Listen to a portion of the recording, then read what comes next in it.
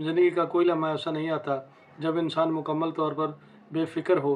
कभी रिज़्क़ की तंगी, कभी कर्ज़ का बोझ, कभी रिश्तों की परेशानी, कभी बीमारी तो कभी दिल की बेसुकूनी। लेकिन खुशखबरी ये है,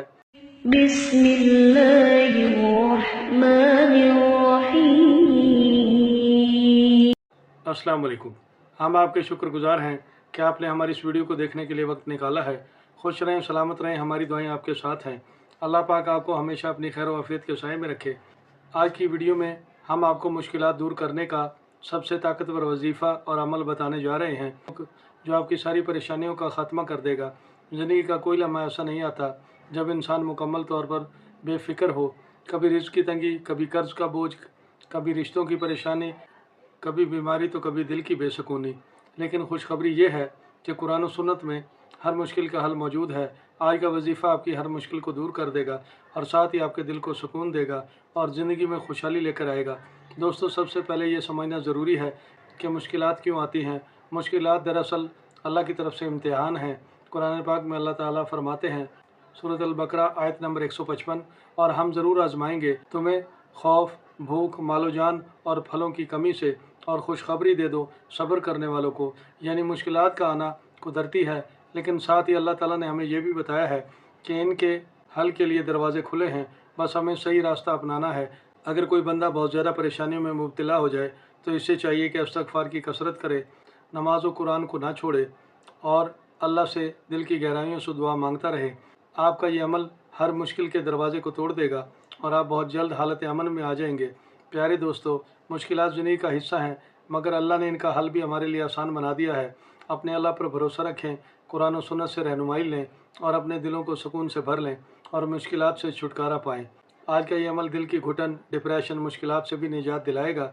इस वजीफ़े को पढ़ते वक्त किन किन बातों का ख्याल रखना है, ये सारी तफसील हम आज की इस वीडियो में बताएंगे।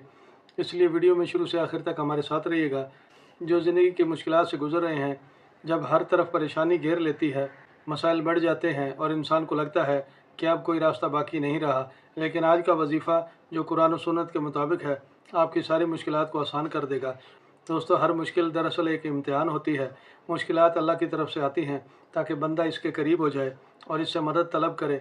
हर परेशानी में एक नया सबक छुपा होता है। मुश्किलात इंसान को अल्लाह के करीब करने का ज़रिया है।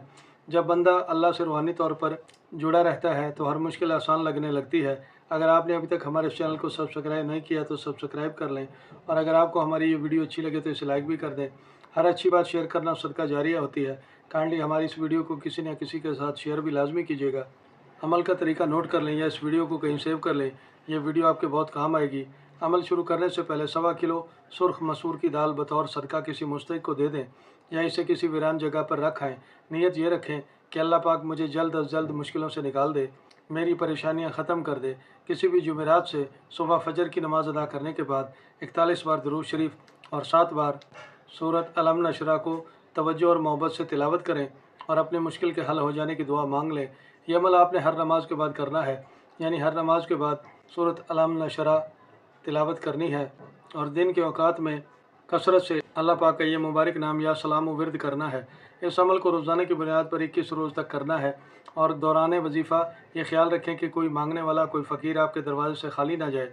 आपका ये अमल बहुत जल्द आपको मुश्किलात से निकाल देगा।